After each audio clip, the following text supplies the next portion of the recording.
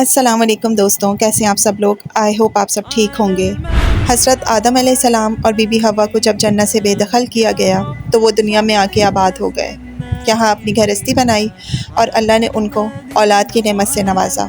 تاریخ کے علماء کا بیان ہے کہ بی بی حوا کے ہر حمل میں ایک لڑکا اور ایک لڑکی پیدا ہوا کرتے تھے۔ ایک حمل کے لڑکے کا دوسرے حمل کی لڑکی سے نکاح کر دیا جاتا تھا، اور چونکہ انسان صرف حضرت آدم علیہ السلام کی اولاد میں منحصر تھے تو آپس میں نکاح کرنے کے علاوہ اور کوئی صورت نہ تھی۔ اسی دستور کے مطابق حضرت آدم علیہ السلام نے قابیل کا نکاح لیودا سے جو حابیل کے ساتھ پیدا ہوئی تھی، اور حابیل کا نکاح اکلیمہ سے جو قابیل کے ساتھ پیدا ہوئی تھی کرنا چاہا۔ قابیل اس پر رضامند نہ ہوا، اور چونکہ اکلیمہ زیادہ خوبصورت تھی تو اس کا طلبگار ہو گیا۔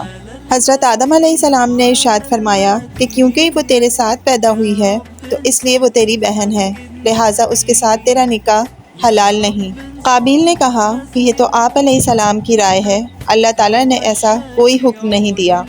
آپ علیہ السلام نے ارشاد فرمایا کہ اگر تم یہی سمجھتے ہو تو تم دونوں قربانیاں لے آؤ، جس کی قربانی مقبول ہوگی وہی اقلیمہ کا حقدار ہوگا۔ اس زمانے میں جس کی قربانی مقبول ہوتی تھی، آسمان سے ایک آگ اتر کر اسے کھا لیا کرتی تھی۔ قابیل نے ایک انبار گندم اور حابیل نے ایک بکری قربانی کے لیے پیش کی۔ آسمانی آگ نے اللہ کے حکم سے حابیل کی قربانی کو لے لیا اور قابیل کی گندم کو چھوڑ دیا۔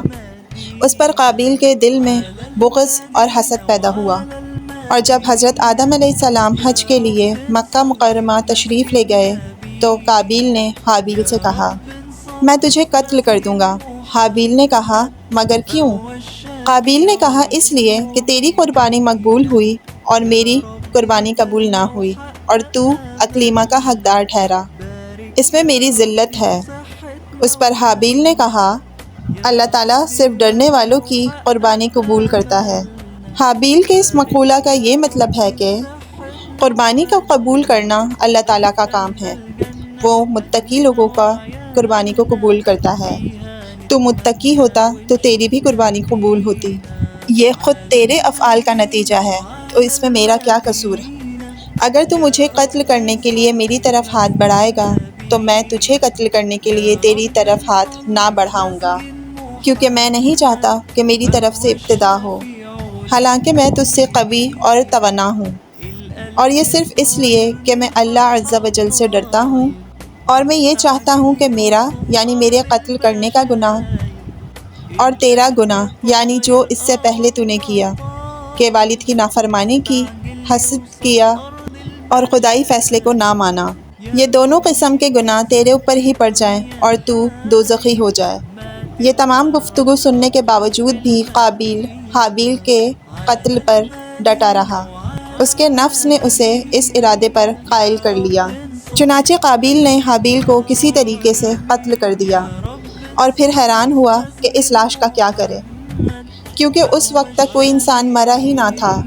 مدت تک لاش کو اپنی پشت پر لادے پھرتا رہا، پھر جب اسے لاش چھپانے کا کوئی طریقہ سمجھ نہ آیا تو اللہ عز و جل نے ایک کوا بھیجا جو زمین کو کورید رہا تھا۔ چنانچہ ہوا کچھ یوں کہ دو کوے آپس میں لڑ پڑے، ایک کوے نے دوسرے کو مار ڈالا، پھر زندہ کوے نے اپنی چونچ اور پنجوں کی مدد سے زمین کو کریدا اور ایک گڑھا بنایا، اس میں مرے ہوئے کوے کو ڈالا اور اسے مٹی میں دبا دیا۔ یوں قابیل کو معلوم ہوا کہ مردے کی لاش کو دفن کر دینا چاہیے، یوں اس نے گڑھا کھودا اور حابیل کی لاش کو دفن کر دیا۔ قرآن پاک کی سورہ المائدہ میں اس واقعے کا ذکر کچھ یوں ہوتا ہے، ترجمہ یہ ہے، تو اس کے نفس نے اسے اپنے بھائی کے قتل پر راضی کر لیا تو اس نے اسے قتل کر دیا، پھر وہ نقصان اٹھانے والوں میں سے ہو گیا۔ پھر اللہ نے ایک کوا بھیجا جو زمین کورید رہا تھا تاکہ وہ اسے دکھا دے کہ وہ اپنے بھائی کی لاش کیسے چھپائے۔ کوے کا واقعہ دیکھ کر قاتل نے کہا، ہائے افسوس، میں اس کوے جیسا بھی نہ ہو سکا کہ اپنے بھائی کی لاش چھپا لیتا، تو وہ پچھتانے والوں میں سے ہو گیا۔ حابیل اور قابیل کے واقعے سے ہمیں یہ سبق ملتا ہے کہ انسان نے جو سب سے پہلے جرائم کیے ان میں سے ایک قتل تھا اور دوسرا ہے حسد۔ حسد بہت ہی بری چیز ہے۔ اسی نے شیطان کو گمراہ کیا اور اسی نے دنیا میں قابیل کو ذلیل و خوار کر دیا۔ اس واقعے میں 3 چیزیں قابل غور ہیں: قتل، حسد اور حسن پرستی۔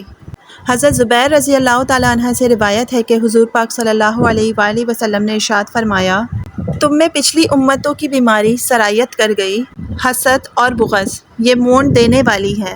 میں نہیں کہتا کہ بال مونڈتی ہیں، مگر دین کو مونڈ دیتی ہیں۔ حضرت عبداللہ بن عمر رضی اللہ تعالیٰ عنہ سے روایت ہے کہ حضور پاک صلی اللہ علیہ وآلہ وسلم نے ارشاد فرمایا، ناحق حرام خون بہانا ہلاک کرنے والے ان امور میں سے ہے جن سے نکلنے کی کوئی راہ نہیں۔ حضرت ابو امامہ رضی اللہ تعالیٰ عنہ سے روایت ہے کہ حضور پاک صلی اللہ علیہ وآلہ وسلم نے ارشاد فرمایا، عورت کے محاسن کی طرف نظر کرنا ابلیس کے زہر میں بجھے ہوئے تیروں میں سے ایک تیر ہے۔ اللہ تعالیٰ ہمیں ان تینوں گناہوں سے محفوظ فرمائے، آمین۔ امید کرتی ہوں آپ کو آج کی ویڈیو پسند آئی ہوگی اور کچھ نہ کچھ جاننے کو ضرور ملا ہوگا۔ ملتے ہیں نیکسٹ ویڈیو میں۔ اللہ حافظ۔